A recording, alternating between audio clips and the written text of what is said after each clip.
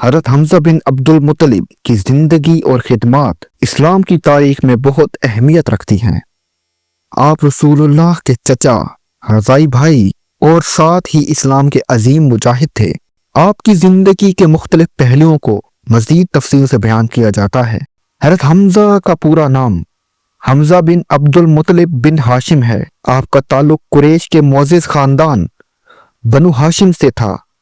آپ کی والدہ کا نام حالہ بنت احیب تھا، جو رسول اللہ کی والدہ حضرت آمنہ بنت وہب کی حقیقی بہن تھی۔ اس طرح حضرت حمزہ رسول اللہ کے چچا ہونے کے ساتھ ساتھ رضائی بھائی بھی تھے۔ حضرت حمزہ اسلام سے پہلے بھی قریش میں بہت معزز اور طاقتور شخصیت کے طور پر جانے جاتے تھے۔ آپ کو شکار، پہلوانی اور جنگ کے شوقین تھے۔ آپ کی جسمانی طاقت اور بہادری کی وجہ سے آپ کو اسد اللہ، اللہ کا شیر، اور اسد الرسول، رسول کا شیر کے لقب سے یاد کیا جاتا تھا۔ حضرت حمزہ کے اسلام قبول کرنے کا واقعہ بہت مشہور ہے۔ سن 6 نبوی میں ایک دن جب آپ شکار سے واپس آ رہے تھے تو آپ کو ایک لونڈی نے بتایا کہ ابو جہل نے رسول اللہ کو تکلیف پہنچائی ہے اور آپ کو برا بھلا کہا ہے۔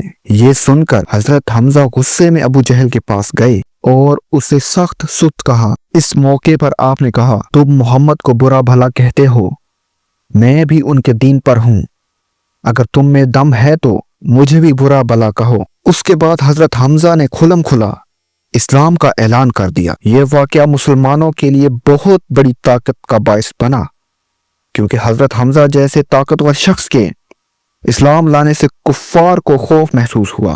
حضرت حمزہ نے اسلام قبول کرنے کے بعد ہر مشکل وقت میں رسول اللہ کا ساتھ دیا۔ آپ نے غزوہ بدر میں بڑی بہادری کا مظاہرہ کیا۔ اس جنگ میں آپ نے کفار کے بہت سے سرداروں کو قتل کیا، جن میں عتبہ بن ربیعہ، شیبہ بن ربیعہ اور ولید بن عتبہ جیسے نامور جنگجو شامل تھے۔